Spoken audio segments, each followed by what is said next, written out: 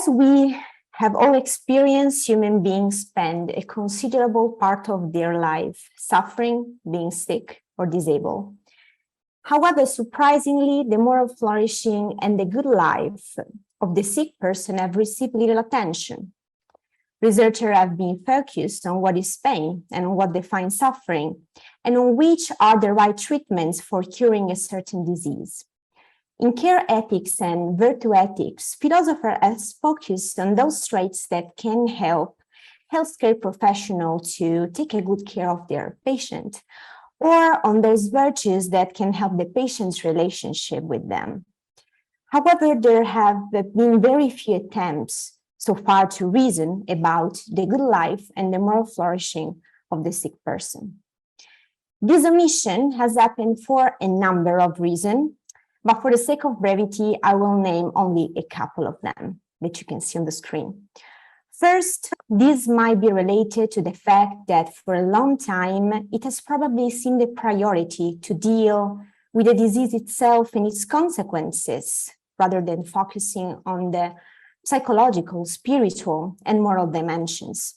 The second reason can be found in a misconception, namely the idea that the overall well-being of the sick person depends on some condition considered as essential, like health or freedom. And this has been pointed out by Carel. So if one needs to be healthy in order to experience well-being, then the possibility to flourish when life is sick might seem impossible. And third, we might think that because illness is a burden, we should not add an extra burden to the sufferer by asking them to work on their character, even if flourishing were a concrete opportunity. And this has been pointed out by Ian Kidd. So talking about in the last year, however, philosophers have begun to realize that the first and foremost, the different levels of our existence are interconnected, and that therefore there is no effective cure apart from taking care of all dimensions of the sick person. Let us read in this regard a testimony of Cicely Saunders, the founder of palliative care, talking about one of her patients, Mrs. Hinton. So I quote, "One person gave me more or less the following answer when I asked her a question about her pain. She said, 'Well, doctor, the pain began in my back, but now it seems that all of me is wrong.' He gave a description of various symptoms and ills, and then went on to say, 'My husband and son were marvelous, but they were at work and they would have had to stay off and lose their money. I could have cried for the pills and injection, although I knew I shouldn't. Everything should be against me, and nobody seemed to understand.'" So Mrs. Hinton's famous quote helps us to understand that all levels of human existence are interrelated. The patient began to experience a pain in her back. However, the fear of becoming a burden for her loved ones, the anxiety caused by having to take pills and injection, maybe the fear of dying, and so on, turned that back pain into a totalizing pain, or as Cicely Saunders calls it, a total pain. It is precisely in this sense that it is crucial not to neglect any dimension of the sick person and to take care of it. Regarding too, literature has shown that although illness can be a devastating experience, it can also represent an opportunity for a profound transformation, increasing life appreciation, spiritual change, and the development of character traits and virtues. And regarding three, it has thus been demonstrated that the experience of illness conceals unprecedented flourishing spaces that can strengthen the subject's character. So because of these evidences, researchers have finally begun to study the relationship between illness, suffering, and virtue. And these are just few examples of this. Realizing that illness do not prevent the sick person to flourishing. On the contrary, a good adaptation to this experience can lead the subject to be a reservoir of strengths, developing new traits and dispositions. Also, researchers have found that virtues may not just be a positive outcome of the illness experience, as they can help the subject to positively react and to experience higher level of well-being. So during today's talk, I will first argue in favor of the compatibility between illness and flourishing.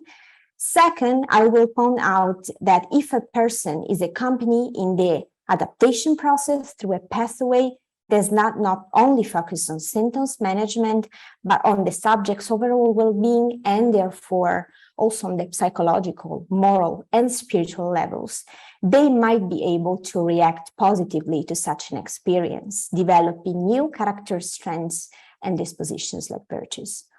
Third, I will show that development of new traits may not only represent one of the positive outcomes of a functional coping process.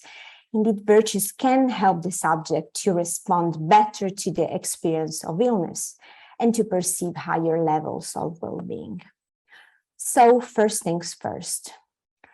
To discuss the relationship between illness and virtue, we have to start by taking into account some evidence.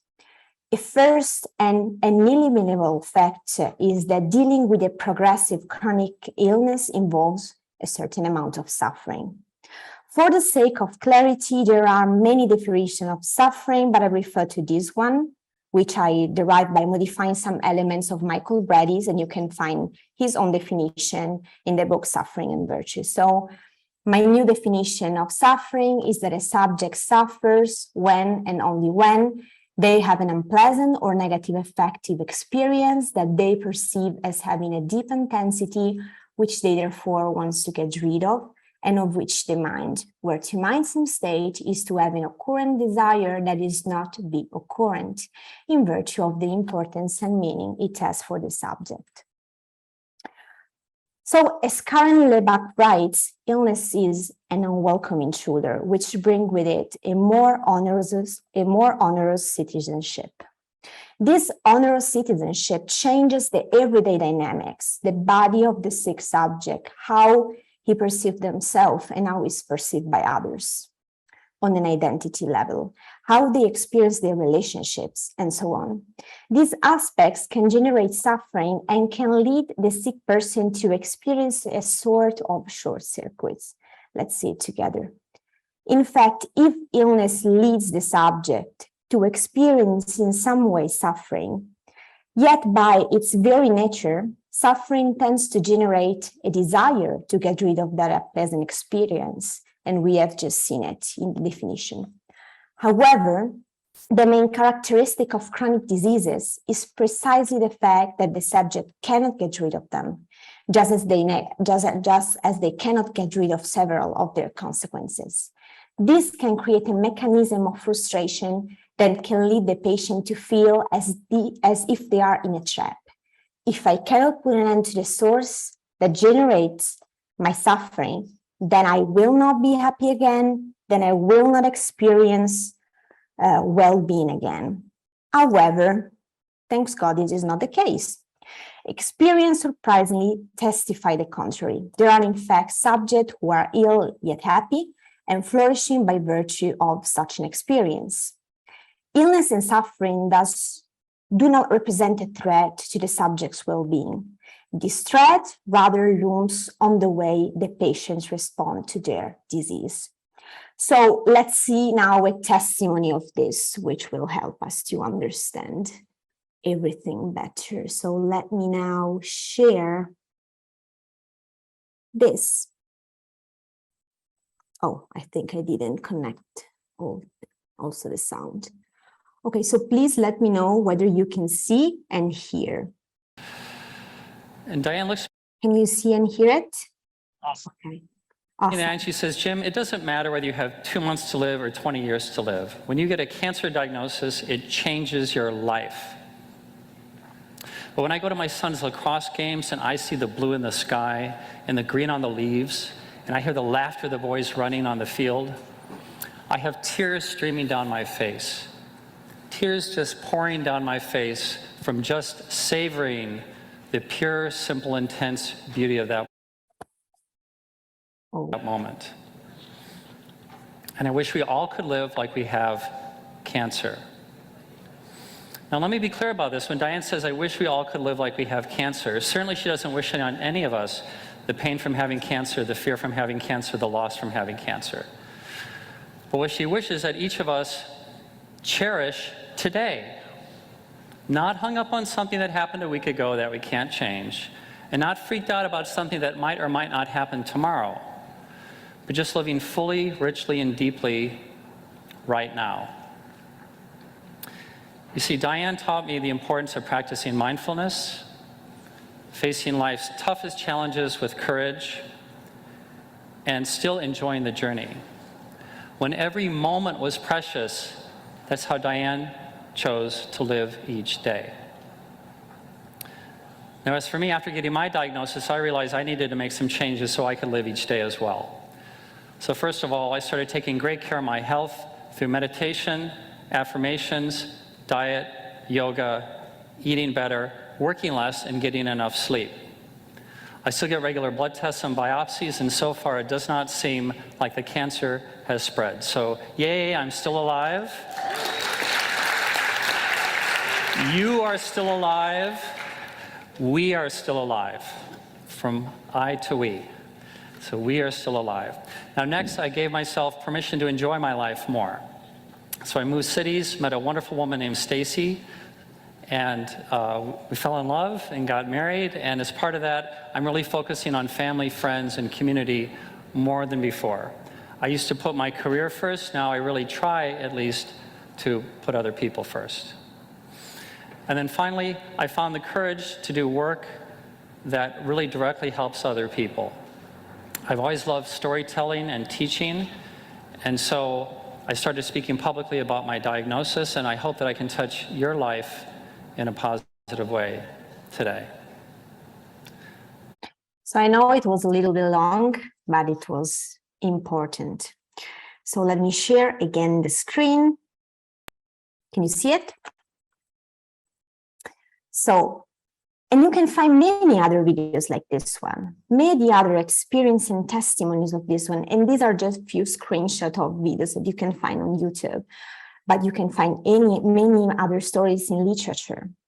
And as we can see from this video, receiving a diagnosis such as cancer is certainly not easy.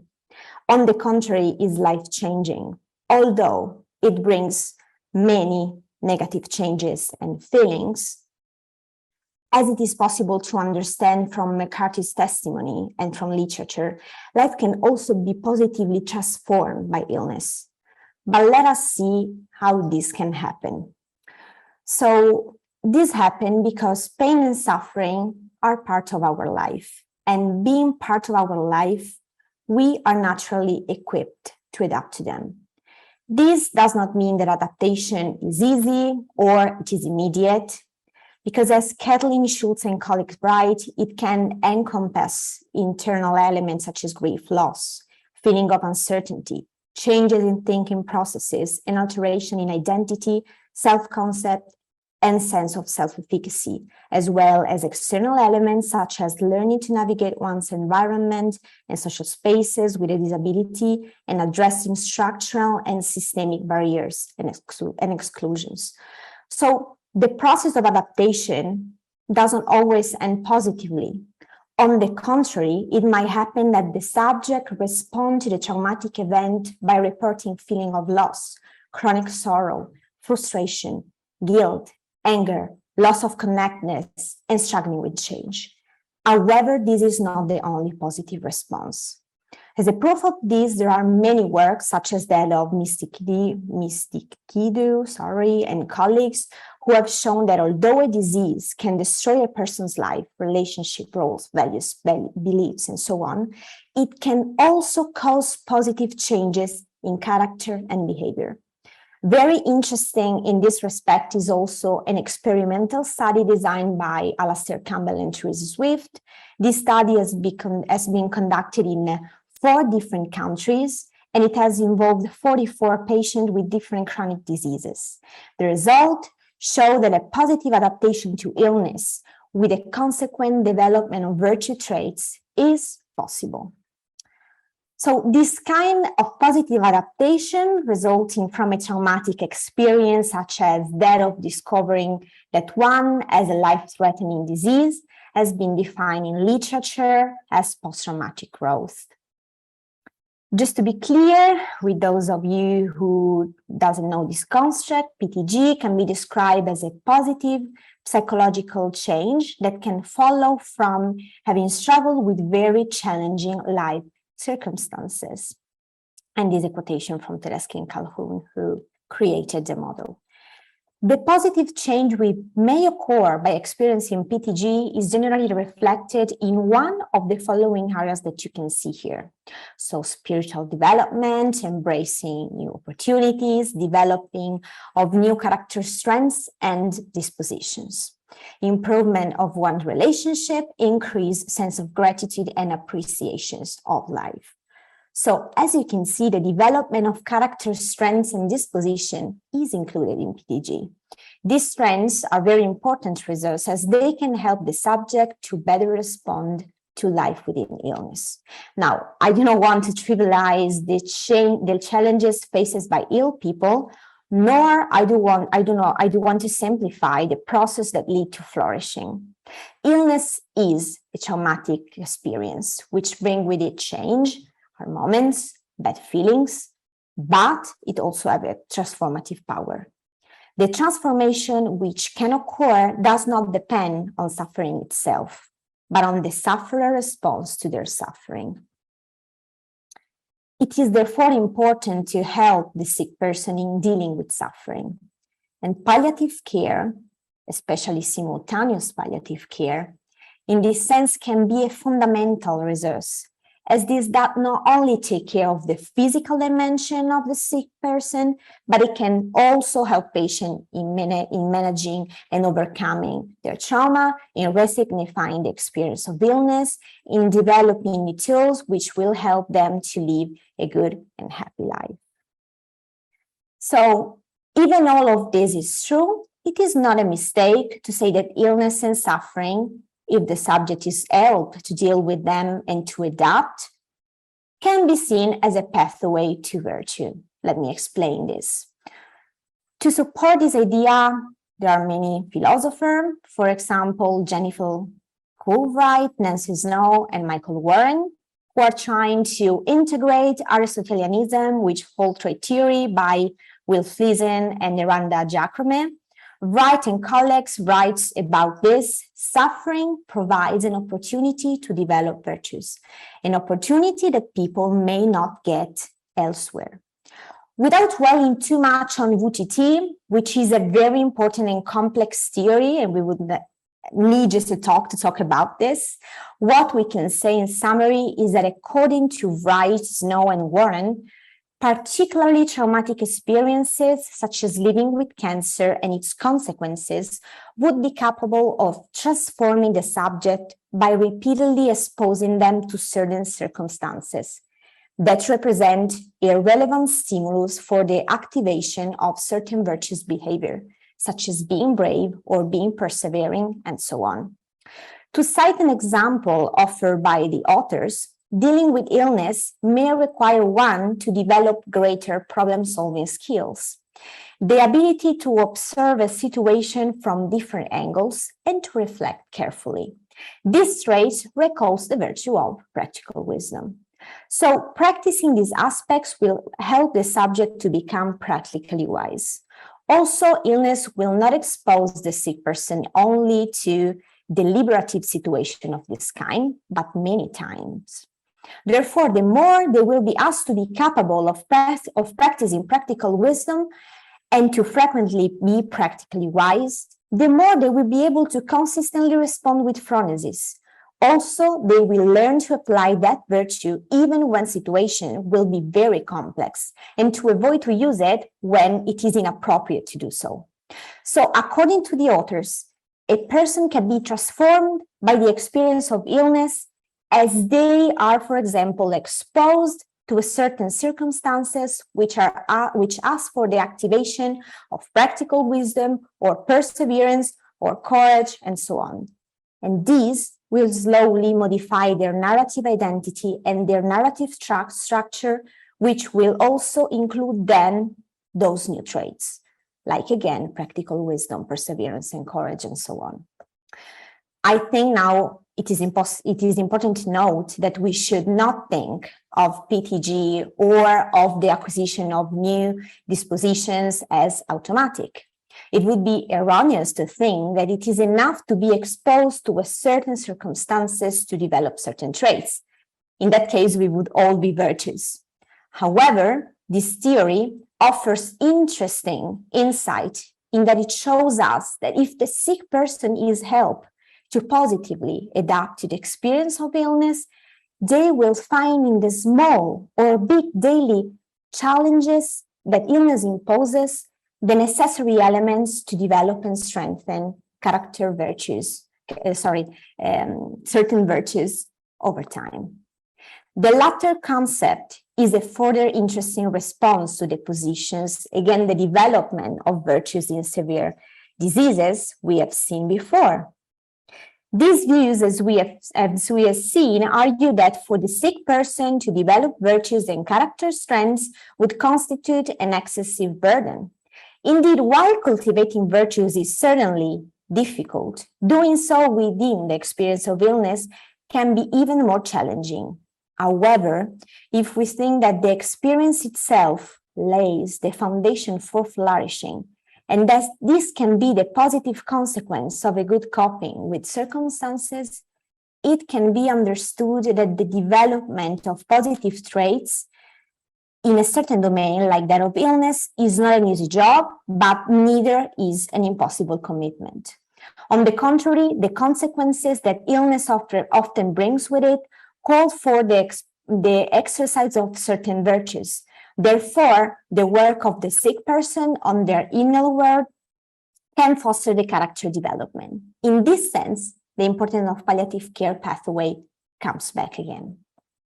So up to this point, I have argued that illness and virtues are not mutually exclusive concepts, but although in some cases the illness experienced by the patient can be too brutal to draw anything from it. In fact, illness brings with it also unprecedented flourishing spaces, which the subject can profit from through working on their new condition. However, there is a final question that needs to be answered at this point, namely whether virtues themselves can promote positive adaptation to the experience of illness. So some studies, like those you can see here, and like that of Teresa Swift and colleagues, seems to confirm this hypothesis. The latter, for example, have shown that virtues can be found in the narratives of patients living with chronic diseases. Swift and colleagues, in fact, underlines that the use of certain virtues, such as hope or perseverance, have been pointed out as the key elements in coping well with illness and its consequences. I quote below the words of one of the subjects interviewed by the authors. It sounds awful to say it, but a certain strength of character I must have. Otherwise, I couldn't have coped with some of things that have happened in my life. In this sense, not only can virtue result as a positive outcomes from the experience of illness, but they themselves can help the subject to deal with illness and its consequences. This happens, as some psychological studies show, because virtue subjects are more willing to find positive elements in their experience, even in the most traumatic ones and painful ones. And thus they are more likely to cope and develop PTG, and you can find the result of this study in Ruini and Vescovelli 2013. So during today's talk, I have argued that illness and suffering do not prevent the sick person to flourish and to develop new character traits and virtues. Indeed, I have tried to show through literature and real-life examples that although illness is a terrible and traumatic experience, it is possible to adapt positively to it. One possible response in terms of adaptation is to experience PTG. which can lead to the development of new traits that can help the sick person to live a better life within illness and to experience higher level of well-being. Furthermore, Wright, Snow, and Warren's theory showed us that illness and suffering can even facilitate the development of and strengthening of some traits. In this sense, illness seems to represent a real pathway to virtues, even if not the one that any of us would choose.